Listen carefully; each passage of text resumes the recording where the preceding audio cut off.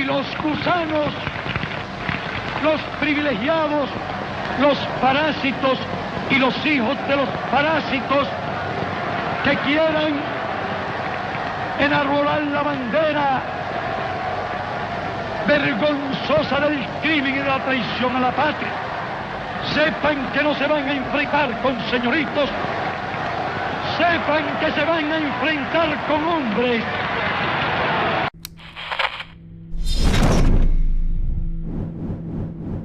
Hello, everyone. Welcome to the Midwestern Marks Podcast, episode 10. Hopping on to give you a special podcast today to update everyone on the events that are going on in Cuba. We've been getting a lot of feedback, I guess you could say, on all our social media pages from people who are taking the anti-imperialist position that the U.S. is trying to propagate a color revolution. Propagating opposition in Cuba to try and destabilize the country as they hold the country under an economic embargo and purposefully starve the people to try and turn them against the government. And then there are also people who take the other position, who side with the U.S. and who side with the right-wing opposition in wanting to overthrow the government. So we wanted to come and dig into the details about that a little bit, talk about some of the arguments that are being made, some of the narratives that are being put out there. Is mostly going to be Carlos because he's got an expertise in this area. It's where he's from. So I'll let you kick it off then, Carlos. Yeah. First of all, how are you doing, Eddie? That's tradition. That's the first thing we always ask. True. I'm good. I was getting fired up today. I am banned from TikTok for 7 days for yelling at right-wing Cubans. I knew it was going to happen, but I couldn't help myself, and I got a little too feisty, so I got to take a 7-day timeout. So I'll be posting on YouTube and Instagram until I get banned there. But how are you? Good. I was talking to one of my friends over in Venezuela, who's one of the revolutionary leaders of PSUV, and we were talking about who is more annoying, the gusaneria of Venezuela or Cuba, and I don't know. At this point they're both. It's a tight race, but it really is. It's tough to say. I mean, yeah. I'm biased because I deal with the Venezuelan ones more, so like that's what I immediately lean towards. But they're both pretty bad. Yeah, absolutely. So we have the topic of today is it's important that we're doing this because we're countering a narrative that's being built on what's going on in Cuba, and it's a narrative that does not take into account many factors that have to be taken into account. First of all, it's the historical conditions that have led to this, both long-term and short-term, the effects of the blockade, the effects of the pandemic, what are the inner workings of the opposition groups and the protests, who's being funded by who, why is there discontent in Cuba? So there's so many different layers to this. And I think that, one of the things that pisses me off the most, and this is something that we continuously bring up in our project, and I know you do it through TikTok all the time, is that people are anti-imperialist in hindsight, right? But they're not able to ever detect when imperialism is actively going on. And that's what we're trying to do here. Help people realize that imperialism is actively going on right now in Cuba and show the imperialist forces, because what pisses me off the most right now is not the gusanos, really. Like, I expect that from gusanos, right? What a gusano is going to act like. But what pisses me off is people who, when it comes to national politics, that we find ourselves in similar circles, right? We find ourselves in non-contradictory positions with each other, some social democrats, some DSA people, some Trotskyists. So these are people that I, maybe wrongly, but I would have expected to have a more correct position on this. And so there's a lot of layers to unfold today. I don't know where we should start, but I think if we try to approach it chronologically, I think that might be best. I don't know. What do you think? Yeah, I think that's a good idea. We can go at it step by step and break this down more in depth for people, because the U.S. narrative that's going out right now, and it happens every time the U.S. is trying to cook up regime change, and it frustrates me every time because, like you said, I see these so-called socialists falling for it again and again. But the narrative is so simplistic. President Biden saying this is a call for freedom, as if that's all that's going on there, as if there's no historical context in economic and political context, and thousands of people in the streets is all you're seeing. Blocking or protesting shortages. Where are the shortages coming from? You won't see that covered in Western media because they don't want you to know. Because if you knew, you would understand what's actually going on, which is hopefully what we're going to be able to break down for people here who are kind of trapped in the West in this very insular corporate media bubble that we're trapped in here. Yeah, absolutely. So the first thing to understand a short history, and it's very simplified, but a short history of Cuba. Cuba had been a colony for a few centuries to different European powers. The last one was the U.S. through the Platt Amendment. And in those centuries, Cuba's soil was made to only grow tobacco and sugar.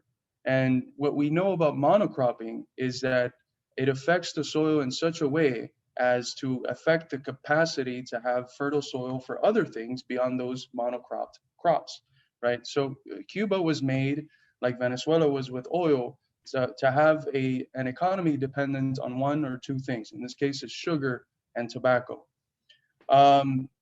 During the time of Batista, who was a U.S.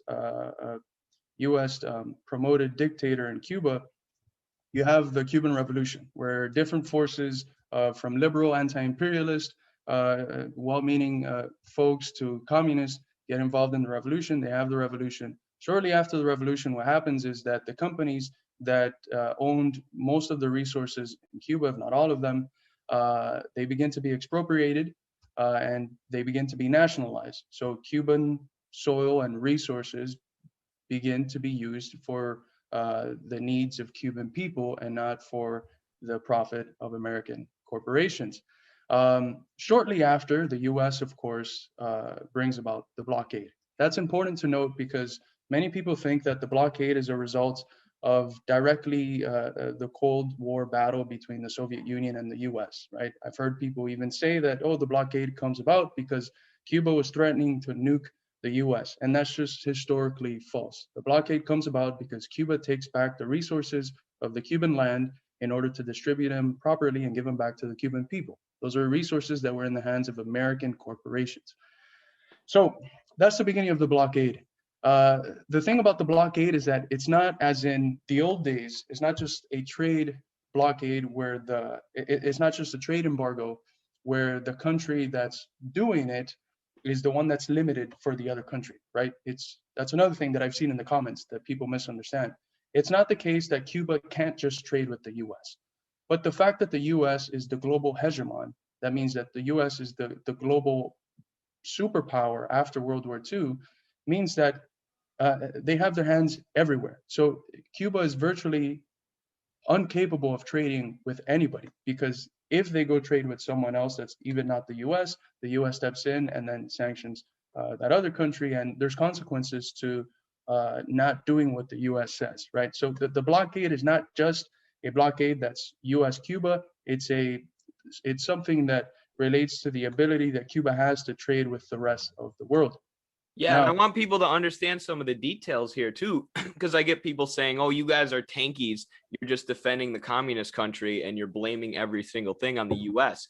But no, understand that all these global financial institutions and global alliances of Western countries like the United Nations, NATO, the IMF, the World Bank, these all were created after World War II. And the purpose of creating these is so the US can have a global financial hegemony and they can strangle off countries. Then there are other tactics like the European countries when Venezuela is trying to pay for their COVID vaccine or when Cuba is trying to pay for their ventilators. These Scandinavian countries block the payments from going into their banks.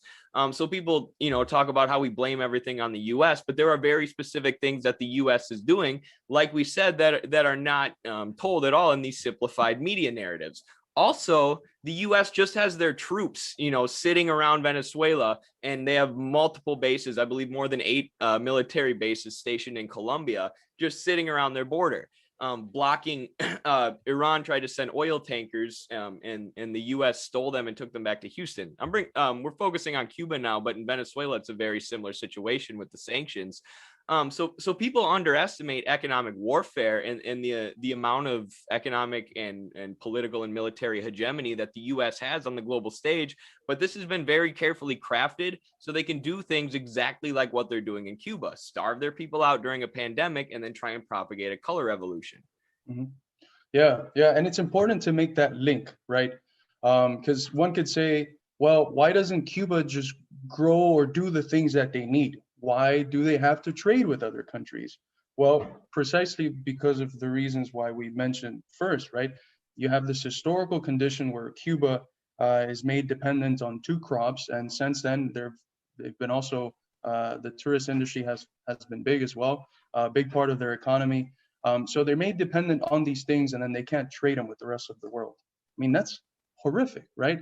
Especially in the conditions which we live under, as global capitalism dominates the existence of every country in the world. No country can exist without being able to trade with other countries. So Cuba finds himself in a situation that in order to trade things with countries, it has to sell under the market price and buy over the market price in order so that it's worth the consequences that the countries that are willing to be at least courageous enough to trade with Cuba are going to get from the US. So you have this condition, and this replicates itself in the dynamic of US and Cuba relations, where the US puts Cuba in a specific condition because of their material attacks on Cuba, and then says, look at the condition that Cuba is in. Socialism doesn't work, right? Or Cuba's a dictatorship, Cuba's this, Cuba's that. So as far as the historical unfolding, to bring it up, what that means in terms of Cuba is that in order for them to thrive, in order for them to not just thrive, but survive, they need someone who's able to trade with them. And this has historically been the alternative to the capitalist economy. It has been the socialist bloc during the USSR time. So during the first during the first 2 decades or so of the Cuban Revolution, Cuba was thriving, right? Cuba had been able to slash homelessness. They were able to slash prostitution. They were able to slash illiteracy, raise the living standards, give people education. So they were able to do all of these great things because they had the ability to trade and have fair trade. The USSR falls, right? And you have a period on the 90s called the special period, which Cuba was literally left alone. There's great speeches from Fidel that come from this time that he's mentioning, well, this is where our revolutionary spirit is going to be tested. A weak people will fold and give up and submit themselves to imperialism. A strong people will continue to survive.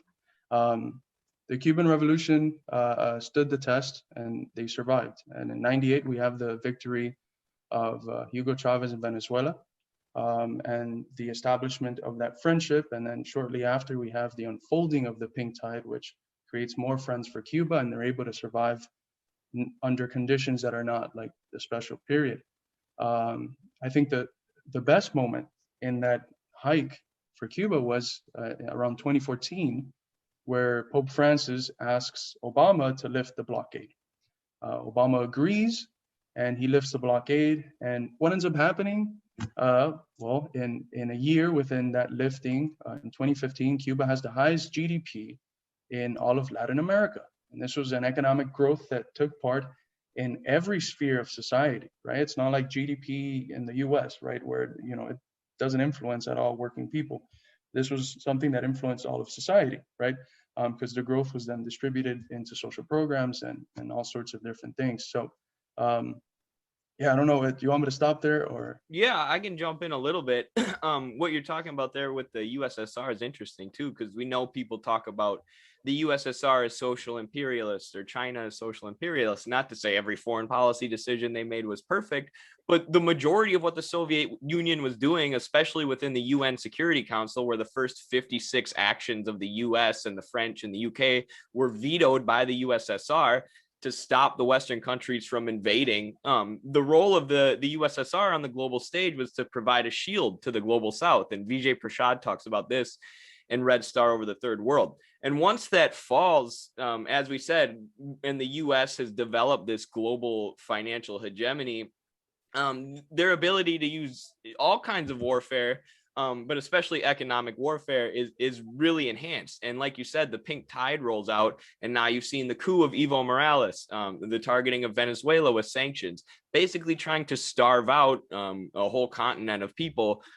to stop them from developing themselves, so that hopefully our corporations can get a hold of their resources. And again, Americans downplay these sanctions like, oh, it's economic warfare, but it's not real warfare. I mean, living in America, you have no conception of what that would even be like, right? Most of our industry is service. We produce a lot of food and stuff in a very large country, not a small island country, with a very mountainous region. But we still import so many goods from around the world. The vast majority of our goods are imported from China. Imagine a country putting a blockade on us, and then there are people, protesting to overthrow us. People in the US can't even, our context is so far from that, being in the imperial core, people in the US seem incapable of putting the shoe on the other foot. And these sanctions are disgusting. Like you said, they target countries based on what their major industries are. So they know Cuba can only grow sugar and tobacco. So they're going to block them from growing sugar and tobacco when the USSR falls, with the hopes of starving their people, so then they'll overthrow the government. Venezuela, they know Venezuela is dependent on oil because Rockefeller Standard Oil has been extracting that from their country for hundreds of years for maximum profit. And when that industry is renationalized and the West is kicked out and it's invested in social programs, they target the oil because they know the oil is what powers all the other industry in the country. You need oil, you need gas to run tractors and make your people's food. And the purpose of this by the US, and not even just the US, these Western financial institutions and the Western capitalist bloc in general, is to starve people so that they will overthrow governments that the US doesn't like. Starve the citizenship so that there will be discontent and destabilization in the government. This is the tactic from the start, and people downplay economic warfare, not just compare one to the other, but that's almost worse than invading and occupying a country, because you're starving the people who don't even have anything to do with it, and then pointing and saying, hey, look what the government's doing. And what everyone should be demanding, if these right wingers actually were interested in the truth, they would be saying, lift the embargo. Then if socialism doesn't work, lift the embargo, let them trade, let them try and build socialism, and let's see what happens. And then they say, no, you can't do that. These countries are dictatorships. We have to put the embargo on them. They're dictatorships, so you have to starve their people? Like the country that's starving people in another country, the giant world's largest military starving the small island country because they kicked out the US-backed dictator. That is the authoritarian, totalitarian country. Well, that's the democracy. That's that's the democratic government. But what's funny is that, like, it is, like you said, the economic blockade. I mean, its sphere of influence is just unimaginable, right? But it's not even limited to an economic blockade, right? That's what's crazy. Throughout these last 60 years, we have seen how many attempts to kill Fidel, right? We have seen how many attempts, military attempts to overthrow the Cuban government, the Bay of Pigs. Right now, that connects to another thing. Right now, what's going on in Miami is that a few of these Gusano opposition people are getting together in their boats, and they're urging the Cuban government. They're urging the American government to get the military to go with them to Cuba, right? They're calling it a peaceful protest, but we know that's BS. So there has been military intervention. There also has been biological intervention, which one of the journalists that we've published before, Sam Husseini, he's doing a book on right now, the history of biological intervention in Cuba via the US. There has also been, of course, ideological interventions in trying to destroy and manipulate the revolutionary and socialistic spirit of the Cuban people. So they throw all of their cards in to try to overthrow the Cuban government, right? And we're talking about the largest superpower in the history of the planet versus a really small island. So they used the fact that they use this to say that socialism doesn't work. It's so absolutely absurd.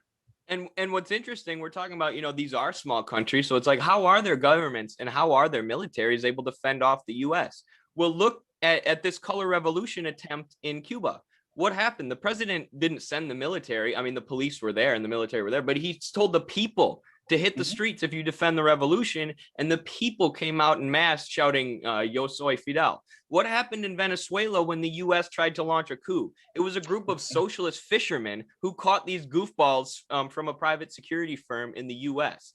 It is the people in these countries who have this revolutionary spirit and this anti-imperialist spirit who understand what the US is trying to do to them. And that's why the US has been unsuccessful so far in overthrowing the Venezuelan revolution and the Cuban revolution. It's more to do with the loyalty of the people. And another example is when Juan Guaido tried to climb the gates of the palace. It wasn't the cops who grabbed him. It was people. They're like, no, get down here. And then the military had to be sent in to save him from the people. So the people, like there are, of course, opposition members and that grows at times in Cuba, especially when the embargo, when they're feeling the full effects, like during the special period and now during the pandemic. But the revolutionary spirit of their people has been strong so far, which is really admirable, and makes it more disgusting when you have white guys here in the US saying, yeah, overthrow the Cuban government, they're a dictatorship. Yeah, well, and the thing about the opposition is that, yeah, I mean, are there people there that are mad about the conditions that Cuba's in and are not conscious enough to realize the role that the American blockade has on that? Of course. But who's the one that plans everything? Who funds it? Who's the one that organizes all of it? All of the pith of the opposition and the opposition movement is all financed, organized by the U.S. and specifically Miami interest, right? The Cuban exile community here, which is the one that, I mean, when Trump got elected, his plan for relations with Cuba were the same as Obama's, right? He wanted to keep the blockade lifted, and it was the Cuban exile community in Miami and in Florida, the ones that urged him to input the blockade and to bring it back, and that has been absolutely crippling. And that has been, and this is why it's important to talk about Venezuela too, right? This is all interconnected. Cuba's best friend in the area has been Venezuela, right? So you mix bringing back the blockade and intensifying them with doing that to every one of Cuba's friends, specifically Venezuela, that messes things up, right? And then what do we get a few years after? We get a global pandemic. And guess who showed up at the Capitol riots? All these CIA-backed groups, including the right-wing Cubans and the Venezuelan opposition, among the Iranian monarchists, Falun Gong in China, all these insane right-wing backed groups who probably wouldn't even exist anymore if it weren't for the fact that they're being propped up and funded by the CIA. So these are extreme groups. And when the Capitol riots happened, liberal media treated it with extreme hyperbole, not to say it wasn't a big deal, but acting like this was the working class, right? Acting like, oh, these are these crazy working class Trump supporters, when all the demographics show us that it was CIA-backed groups like these Miami Cubans who are calling for the U.S. to invade Cuba, and these Venezuelan opposition members. Peacefully. What? Peacefully. Peaceful. All right, they're going to go over there with the Coast Guard peacefully. Yeah. Who's going to talk? So you have this context of the Trump administration bringing back pre-Obama policies in terms of blockade. And then you have the pandemic, right? Which, of course, as the U.S. did with Iran, with Venezuela, with Cuba, and with every other country that does not submit to U.S. interest, they have exploited the pandemic to make these conditions worse, right? Through, for example, at the beginning of the pandemic, Cuba was lacking in ventilators, and they wanted to do a trade for ventilators with one of the, I think it was Norway or something, and the U.S. blocked that. Like right now, Cuba has 5 vaccines that they have developed, one that just got approved, another one that is in the process of being approved, but what can't they get? They can't get syringes, right? You have people asking, well, why don't they just produce them on their own? Well, it takes raw materials and instruments that Cuba, again, can't get. Why? Because of the goddamn blockade. So it's it's criminal, it's inhumane, it's illegal. That's another thing we haven't mentioned. The whole world literally voted against it, with the exception of the U.S. and Israel. So it's. What does that tell you? What does that tell you about the embargo, people? If you are backing the opposition right now and this color revolution, you are on the same side as the United States and Israel. Congrats. Yeah, exactly. So it's been horrific, and one of the things that always comes to mind is, well, if in 1 year of having the blockade lifted, Cuba was able to develop to the point of having the highest GDP in Latin America, how much growth has the US not allowed Cuba to have because of that blockade, right? Where would Cuba be now if these last 60 years they would have been able to develop socialism peacefully, right? That's something that doesn't come to people's minds. But the fact of the matter is that if you have the largest empire in human history using all tools they can to overthrow this Cuban government, the fact that they even still exist with a fervent spirit of socialism is a heroic victory. Like, people love to point and look at the condition that Cuba's in, but the fact that they're even existing is a David and Goliath sort of victory. And during the pandemic, their one resource that the U.S. can't block, their doctors, were exported all around the world, and they're trying to give them the Nobel Peace Prize now. Yep. So as the U.S. is blocking ventilators, Cuba's sending doctors around the world. And why do they have so many doctors? Well, I mean, the U.S. can't block them from building schools, right? They can't build that, or they can, or they can stop them from building them quickly, but they can't stop Cubans from educating people in medicine. So that's what they've done. They've trained up all these doctors to not only treat the rural areas in Cuba, but to show goodwill towards countries all around the world. And the U.S. has labeled these doctors as terrorists, being forced to help people by an authoritarian government, whatever that means. Yeah, well, yeah, they labeled the Cuban state as a terrorist state. And yeah, Cuba's the country that produces the most doctors per capita. But to get closer to what has led to the events of the last couple of days, so you have the situation: blockade, pandemic, and again, these are situations that have affected every government in the world, with the exception of China, which is just, they're on another league. You have these two conditions which are objectively making life in Cuba hard, right? And with that, you have a funded opposition that, when it mixes with these other elements, they work as a yeast for protests. So there's always been protests by the opposition in Cuba. What makes this one special is that we haven't seen them this big since the special period. But again, when do we see the protests get big? When the conditions get bad. When do the conditions get bad? When you mix these different elements. The Soviet Union falls and the blockade, right? Or now it's the pandemic and the blockade, right? So another important thing to note is that part of the protests, or part of the reasons why I've been seeing people say that people are driven to protest, is because of the COVID numbers are going up in Cuba. And that also has a few factors. We already mentioned the fact that they don't have syringes to be giving out the vaccines. And the few syringes that they do have to be given out to give out the vaccines have mostly been going to the tourist industry. Why is that? Well, because the blockade, again, doesn't allow them to trade the things that they can do, and their tourist industry is very big. The pandemic has made them close out for quite a bit of time, and they have to open up in order to survive. I think the GDP took a 16% dip this year in Cuba.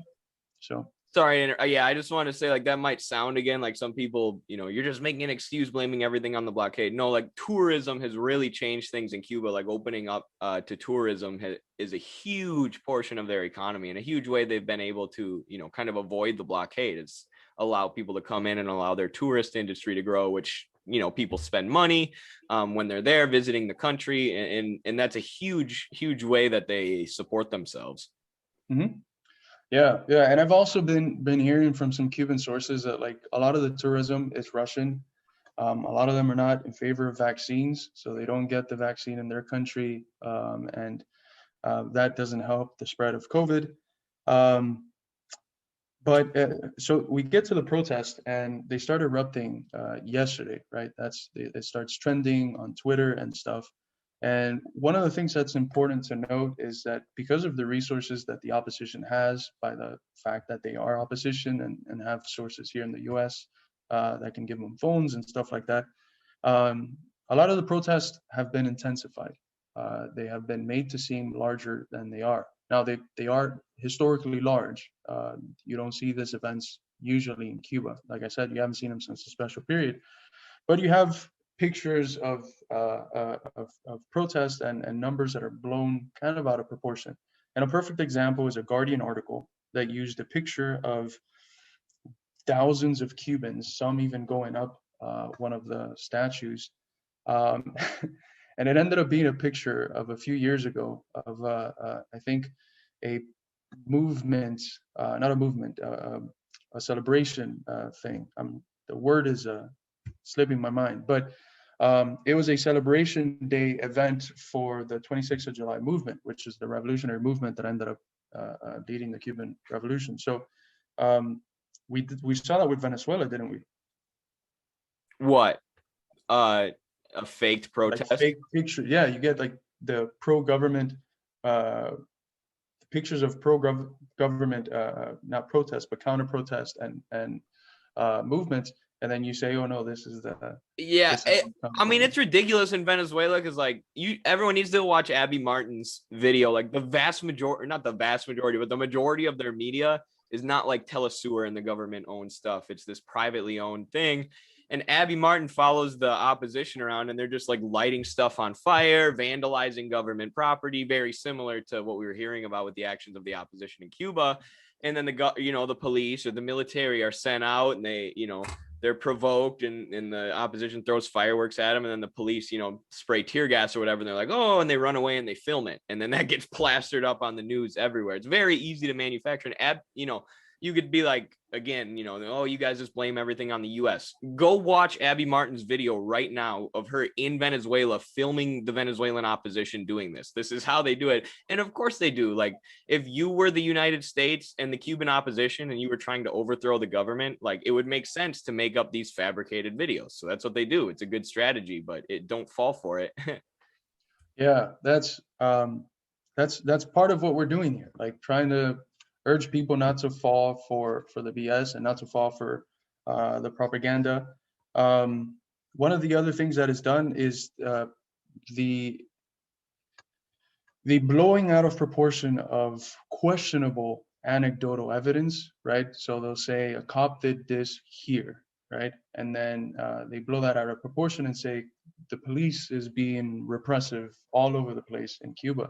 And I mean, I've seen like about a dozen videos already of protesters going up to the police that have guns and the police not using the guns and just fist fighting with the protester and the protesters kicking the police's ass. I mean, what would happen in the US if someone went up to a cop to fight?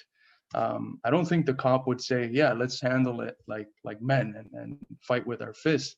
I'm sure they would be shot at the spot. So these are things that the Cuban exile community says, oh, look at what this cop did. But then when it comes to what's done in the country that has 4% of the world's population, but 22% of the prison population in the world, when it comes to what cops do to Black people in this country, that's when they look away. And that's when it's like, oh, no, just listen to what the cop says.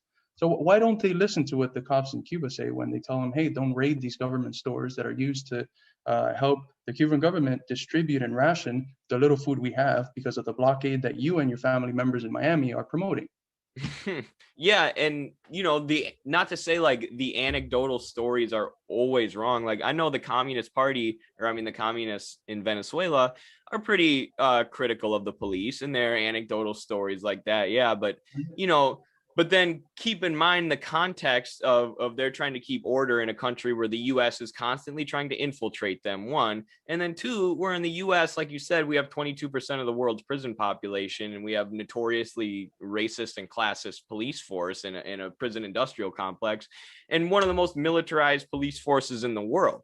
So we're pointing the finger and saying we need to overthrow this dictatorship. And it's like, and their justification is the police force. It's like, okay, we need to then overthrow the US, we need to overthrow the Colombian government, we need to overthrow the Haitian government, we need to overthrow every single government in the world that has a police force that has committed an overstep of their bounds. I mean, what a ridiculous precedent that sets. But I mean, that's because they have no other arguments to fall on except hyperbole and anecdotes of people being killed, or even myths passed down about the violence of Fidel, in the 60s that these people have heard from their grandparents. Yeah, I heard once from an ex-girlfriend's grandma that when she was like 6 years old, Fidel was in her town and he ripped the earring off of her ear.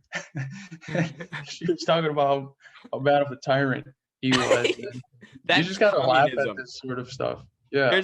There's a real one when they were in the jungle. This actually happened. They had a little puppy, and Che and a handful of guys were hiding from like Batista's men, and the dog started barking and it was going to give away their position, and they had to strangle the puppy. So communism is when you strangle puppies to death. Oh man. But yeah, and I mean, it's sometimes laughable, sometimes it's like, if it's real, it's an unfortunate event. And I mean, there are mistakes. None of these places are perfect. That's another thing that, people call us tankies or whatever, but we are critical. We just think that there's a time and place to be critical, right? If we were in Cuba in the PCC, we'd say, well, let's see what we can do. What has failed? How can we overcome these obstacles? And I think those are absolutely fair. But when you lend yourself to doing that in a time and place that feeds into imperialist propaganda, look, you might not be conscious that you're being an imperialist tool, but you are, right? That's in fact what you're doing. You're aiding the narrative of the American State Department. Yeah. You have to take into account the geographical and political aspect of like, where are you? And then the temporal aspect of what is going on right now. Mm-hmm. So it's like, I read Venezuelan analysis every day, and the Venezuelan communists and their grassroots organizers have all these critiques of the government, and these critiques of the revolution, the ways to make it better. But I'm not necessarily like going out and screaming about that on TikTok, about all these flaws of the Venezuelan government, because one, I critique them in good faith that I want them to build socialism, unlike when I critique the US and I think that they are doing things that are antagonistic to the building of socialism. And then two, I recognize that my country is trying to destroy them. So if I come out as a socialist in the US and say, oh yeah, I'm a socialist, but I think the US should be allowed to destroy Venezuela or Cuba because their government, because their police force killed one guy, or a couple guys, that's you're aiding imperialism. Like right now, what you should be doing is hopefully what we're doing, breaking down the specifics of what's going on. Yeah. And sadly, this happened with a group of Trots. What I heard was that there was some Marxist Trotskyite academics in Cuba who participated in the protest against the government, and they were incarcerated. So what are the Trots in the U.S. now doing? Well, they're sharing around a letter saying that the Cuban government should free those political prisoners, right? Were they wrong in arresting them? Maybe, but what precedes the arrest? Like, you need to have an awareness that if you're going to go out into the street in Cuba to protest the government, who's going to be with you? Well, to the right and to the left are going to be people who are being paid by the American government, and people who don't have the best interests of the revolution at heart, people who want to see Cuba return to the Batista days. So if you're a communist in Cuba and you see that there are harsh material conditions, the answer is not going out and protesting. The answer is protesting in a smarter way, getting activated in a manner in which you don't lend yourself to working with gusanos and to working with people who don't want to see the Cuban government fall. And then seeing that from our perspective, it's like, it's tragic. We don't want a fellow Marxist to be incarcerated, and sure, liberate them, but doing it how they're doing it in the moment in which they're doing it, like what we need right now is for every person of a socialistic mindset, every person that, everyone who has an ounce of dignity and that is in favor of human rights, to argue for the end of the blockade and to stop feeding into what's aiding this regime change and imperialistic propaganda. Yeah, and I might have sounded a little callous when I said, the government killed a few people. Like, yeah, I want those Trots set free. I think Trotskyists are comrades for sure, and they're fellow Marxists.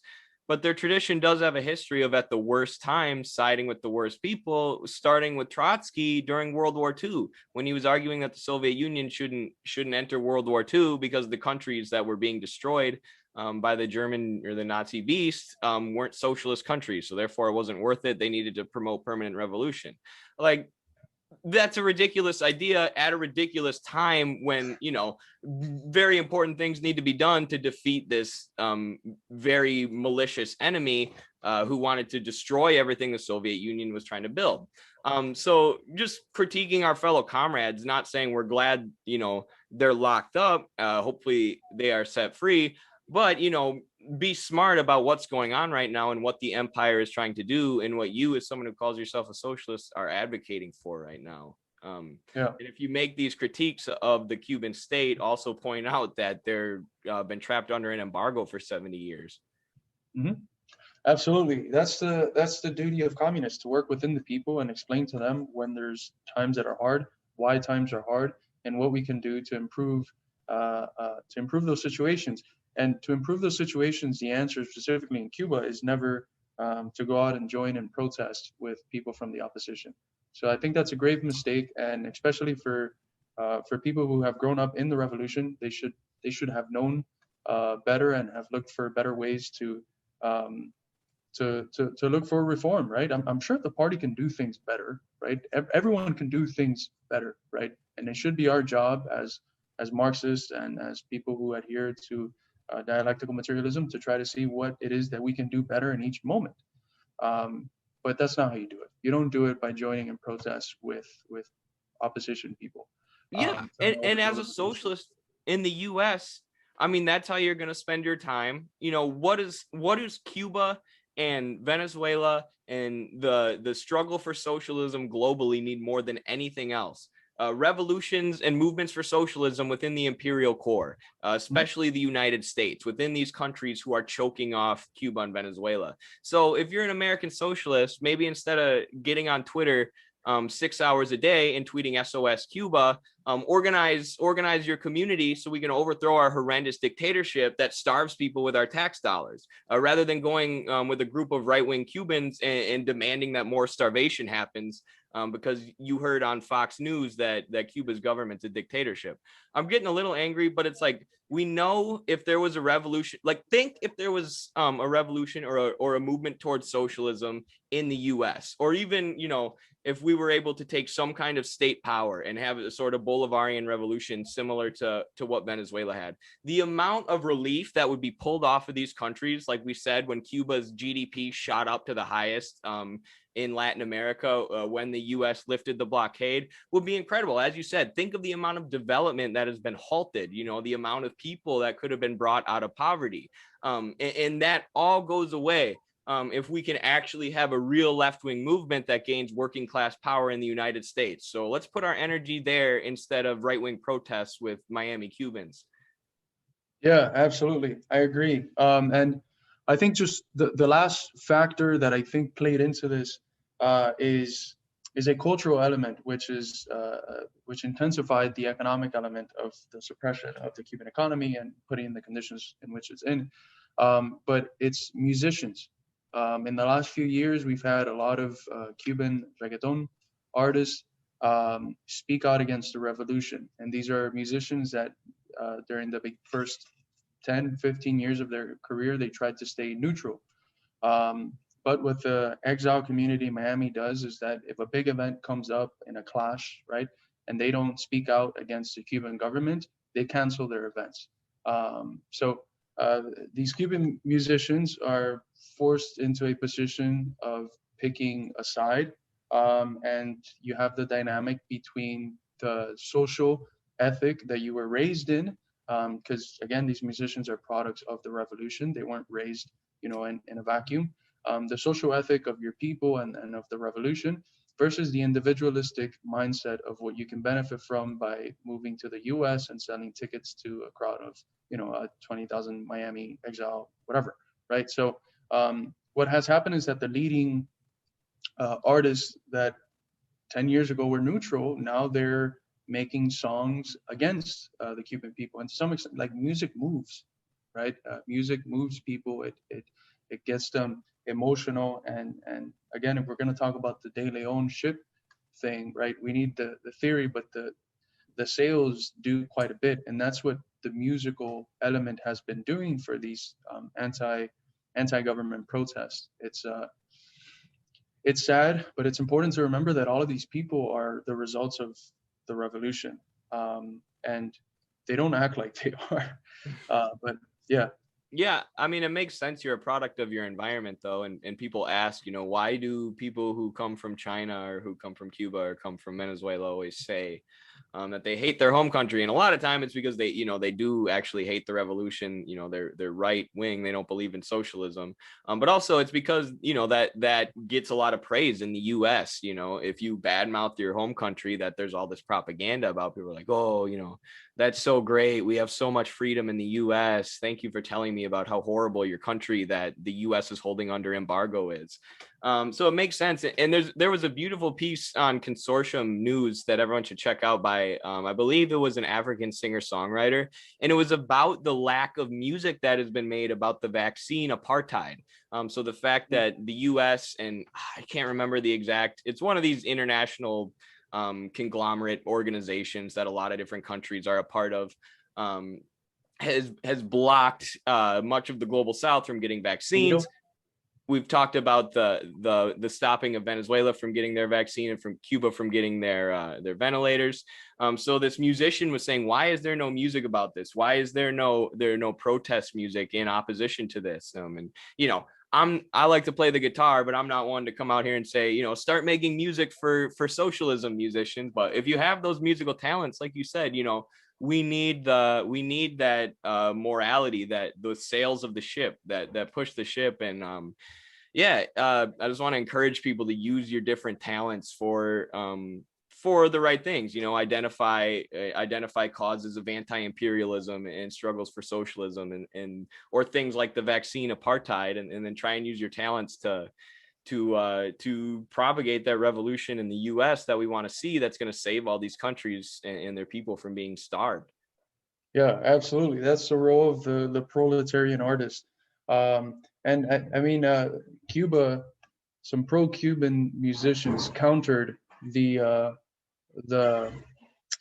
main song that was done. It was called Patria Vida, Homeland and Life, which is, they're so dumb. That was something that Fidel had already said, and they're trying to make it seem like it was the sort of thing that it's against the homeland and death, Patria Muerte Venceremos slogan. But the pro-Cuban musicians did this event, this sort of response song, and it wasn't any good, man. It wasn't it wasn't good. So if you're gonna do art, also make it good, because if you don't, then they'd use that against you as well. If you suck at art, take back everything I just said. Yeah. It couldn't have been any worse than what was that song in the 80s when they donated a ton of money to Africa that just went to USAID? We Are the World. No, it was actually different than that. It was Do They Know It's Christmas in Africa? They were like, will the kids even get presents in Africa? It's all like these white, super wealthy LA celebrities. And then all the money that they raised went to USAID and was sent to destabilize African countries. So at least the Cuban song was probably better than that. Yeah, well, I was hoping you weren't talking about the We Are the World, because that's a banger. But have you seen the movie The Tail Wags the Dog? Or no, it's called Wag the Dog. No, I haven't.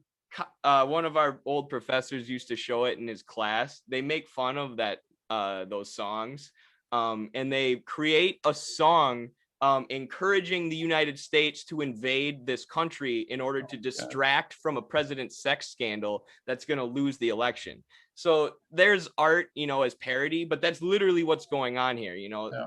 this song, oh, come together and overthrow the Cuban government, listen to the music. It was literally parodied in a movie about US imperialism called Wag the Dog.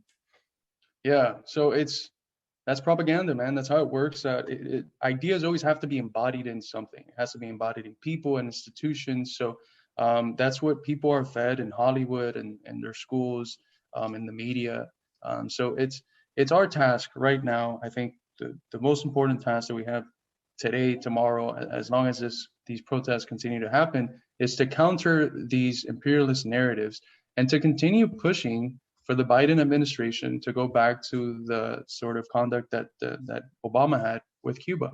I think that's one of the few things that Obama did right. He lifted the blockade. So I don't see why Biden wouldn't if we apply the force that's needed. Or maybe we should be applying the force to the Pope, because that's how he's the one that got Obama to do it. So I don't know, maybe our Catholic comrades out there should step up. But yeah, I think it's important to attack the Dems for not lifting the blockade, because that's the minimum that they could have done. Yeah, and I have a Catholic friend who was right away a Catholic comrade who was on top of this, saying this is, the Cuban people are defending the revolution against the US-backed color revolution, coming out against the Miami protests. And I know we've been hard on a lot of socialists and a lot of leftists during this podcast because it's frustrating some of this pro-imperialist rhetoric we've seen, but I've also been pleasantly surprised, one, with people using the information that you put out there, Carlos, and sharing that around, but then also people who I know watch our stuff and who got into socialism because of us immediately were posting stuff on TikTok. This is a color revolution. This is US backed. These Miami protests are right wing. So that made me really proud of our project and really proud of a lot of you, honestly. So yeah, that was a brighter note, little silver lining to this whole situation. Yeah, absolutely. So I think we can wrap it up. I would just say, if there's any opposition people watching, the real test of how good of an anti-communist you are is how much you can promote the end of the blockade, right? If you're an anti-communist, have faith in your ideology, right? Have faith that communism will fall once you lift the blockade, right? That might be a sinister approach, but I think it might work. It's like one of the things that one of the things that I heard during the pandemic was it was this gay TikToker. He was saying we should tell the people that don't want to wear a mask that that's like a sort of social code word for, I'm gay or something like that. So try to work backwards so that you can trick them into supporting what you're supporting. Oh yeah, that was the way to get Republicans. Tell Republicans that if you don't wear a mask, that's saying you're gay. Yeah, reverse psychology. That's the way to do it. Yeah, exactly. So thank you to everyone for watching. We were a bit disorganized, but we're very passionate. I'm very passionate about this issue because I was born in Cuba. So yeah, I feel like we should mention it, like we've been doing for the last 10 podcasts, that the journal is out soon, like within the next few days, we promise. Yes. Yep. It'll be out soon. We'll be cooking up more content. I've been trying to stream on Twitch more, but who knows? We'll see. But more podcasts hopefully coming soon. And yeah, thank you all for watching. Thank you for your solidarity. Solidarity with Cuba and the revolution. Peace out. We'll see you later.